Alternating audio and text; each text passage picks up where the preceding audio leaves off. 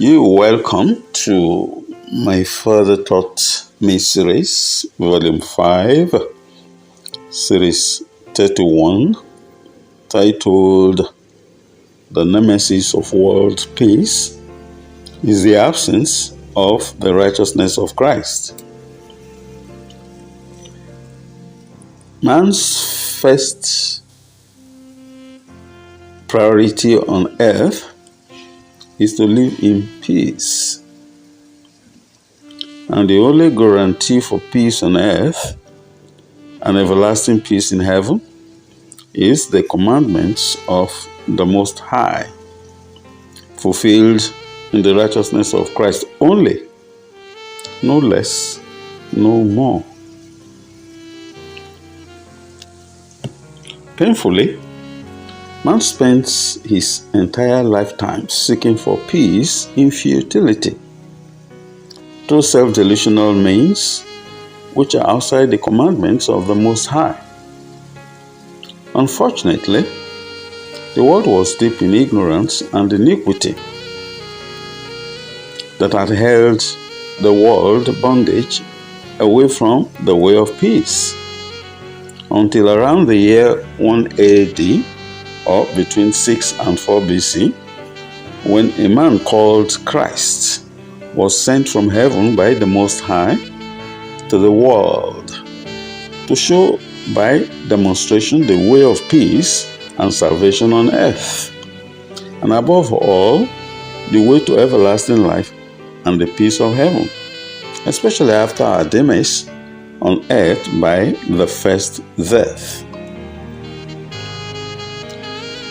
Kindly note the dates 180 or between 6 BC and 4 BC are abstract issues of which MFTM's main focus is centered on the substance of the man called Christ, the man who was sent as a gift from heaven by the Most High to the world to teach us the way of heaven as the way of peace on earth, and also the understanding and the wisdom availed us from the prayer of the Messiah Christ, which says, I quote, "Thy will be done on earth as it is in heaven."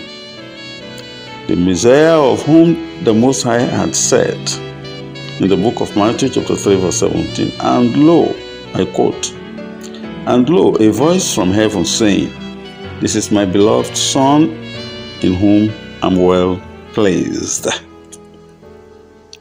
Unquote.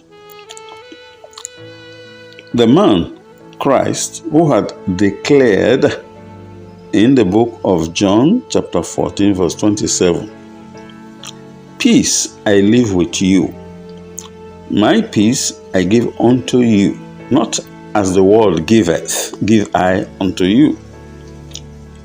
Let not your heart be troubled, neither let it be afraid." Unquote. Yes, he was the anointed, the Christ, who was sent from heaven by the Most High to save the world, to teach and demonstrate to the world the nature and will of the Most High for humanity. Christ had come to show us the heavenly way to peace on earth and life more abundantly, as stated in the book of John chapter 10 verse 10. I quote, "I am come that they might have life, and that they might have it more abundantly." Unquote. That is Christ giving life more abundantly on earth as it is in heaven. Dearly beloved brethren, let us have a brief, scripturally and historically as researched, concerning this man called Christ, the Messiah. Let's say Christ was likely born between 6 BC and 4 BC. This is based on biblical clues, particularly the historical evidence of the reign of King Herod the Great. If you go to the history, you will find it, who died in 4 BC. and other historical evidences. And notwithstanding the above minor historical variations concerning the date of his birth, MFTMS wished to focus his emphasis on Christ's mission of salvation to humanity and peace for the world. The Christ whose coming was foretold in the annals of the scriptures of the Old Testament by no less than the great prophet Isaiah, who lived in the 700s to 600s BC and prophesied during the reigns of King Uzziah, Jotham, and Ahaz about the coming of Christ and his mission of salvation on earth, detailed in the book of Isaiah, chapter 53, verse 1 to 12. I quote, "Who hath believed our report? And to whom is the arm of the Most High revealed?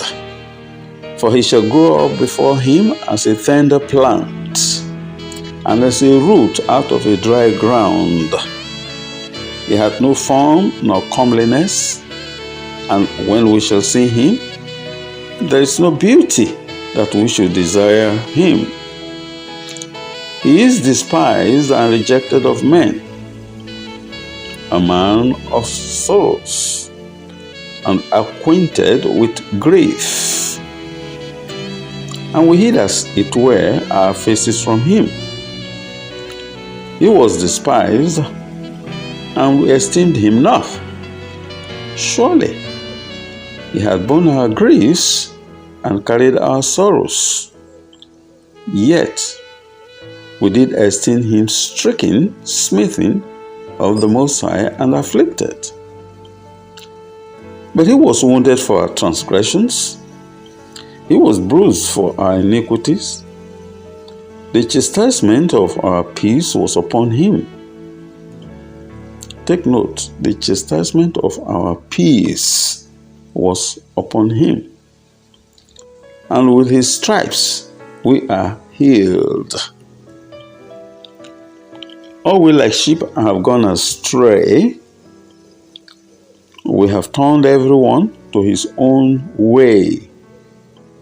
And the Most High hath laid on him the iniquity of us all.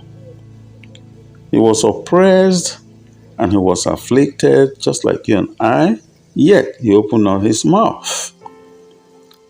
He was brought as a lamb to the slaughter, and as a sheep before her shearers is dumb, so he openeth not his mouth. He was taken from prison and from judgment, and who shall declare his generation? For he was cut off out of the land of the living. For the transgression of my people was he stricken, and he made his grave with the wicked, and with the rich in his death, because he had done no violence, neither was any deceit in his mouth. Yet it pleased the Most High to bruise him. He had put him to grief. When thou shalt make his soul an offering for sin, he shall see his seed. He shall prolong his days, and the pleasure of the Most High shall prosper in his hand. He shall see of the travail of his soul, and shall be satisfied. By his knowledge shall my righteous servant justify many, for he shall bear their iniquities. Therefore will I divide him a portion with the great, and he shall divide the spoil with the strong, because he had poured out his soul unto death.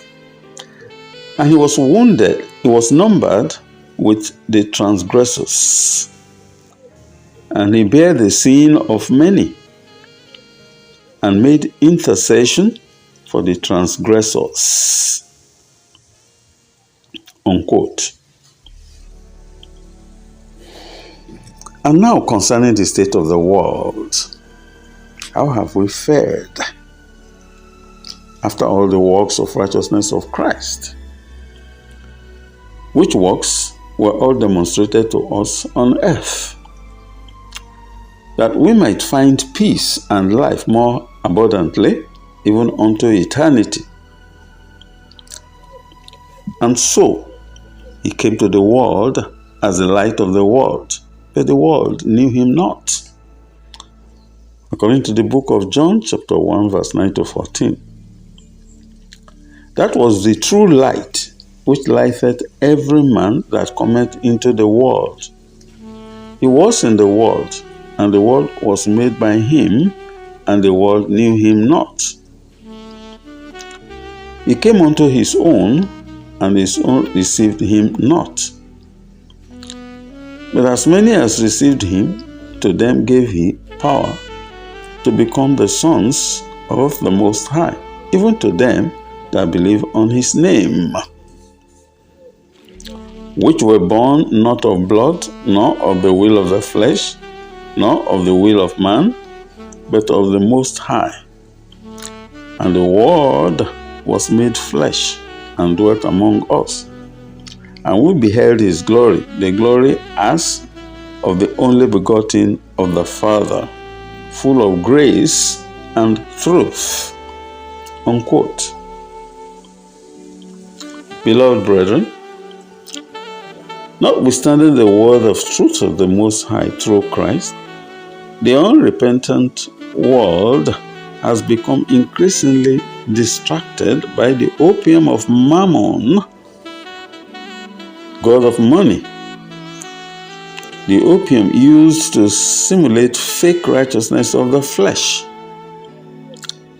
And for the love and the lust of the flesh, iniquity abound in the hearts of men, precipitated these days by the opium of Mammon, the god of money, whose opium has made the love of many to wax cold, according to the book of Matthew chapter 24, 12 to 14. And because iniquity shall abound, the love of many shall wax cold. But he that shall endure unto the end, the same shall be saved. And this gospel of the kingdom shall be preached in all the world for a witness unto all nations. And then shall the end come. By the above acts, men transgressed the commandments of the Most High that says, love thy neighbors as thyself. The book of Matthew chapter 22 verse 39. And the second is like unto it, thou shalt love thy neighbor as thyself. Unquote. Hear ye, O nations of the world, bereft of the righteousness of Christ. The only way to peace on earth is through the righteousness of Christ. Christ is the Prince of Peace. Christ is our Messiah, of whose righteousness is the only acceptable righteousness before the Most High. Hence, the nemesis of world peace is the absence of the righteousness of Christ, because the righteousness of flesh and the world are filthy rags before the Most High, as stated in the book of Isaiah, chapter 64, verse 6 to 7. But we are all as an unclean thing, and all our righteousness are as filthy rags, and we all do fade as a leaf, and our iniquities, like the wind, have taken us away. And there is none that calleth upon thy name, that stirreth up himself to take hold of thee. For thou hast hid thy face from us, and hast consumed us because of our iniquities. Iniquity is the nemesis of world peace. Iniquity is the absence of the righteousness that is capable of sustaining the peace that comes from the Most High. And hence, the nemesis of world peace is the absence of the righteousness of Christ. May the righteousness of Christ be established in our lives to the glory of the Most High. Amen. Remain blessed. My name is Steve Emmanuel Mojugbe, a messenger, an author, a Nigerian, copyrights reserved, mftmseries.com. Thank you for watching.